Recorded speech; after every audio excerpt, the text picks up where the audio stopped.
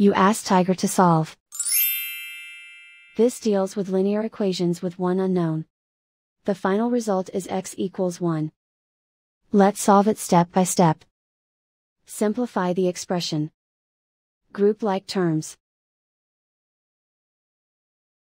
Multiply the coefficients.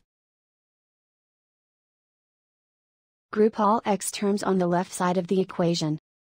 Subtract x from both sides. Simplify the arithmetic. Group like terms. Simplify the arithmetic.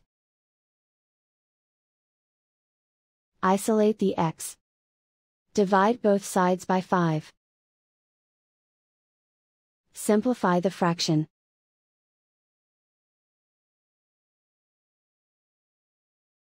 And so the final result is x equals 1.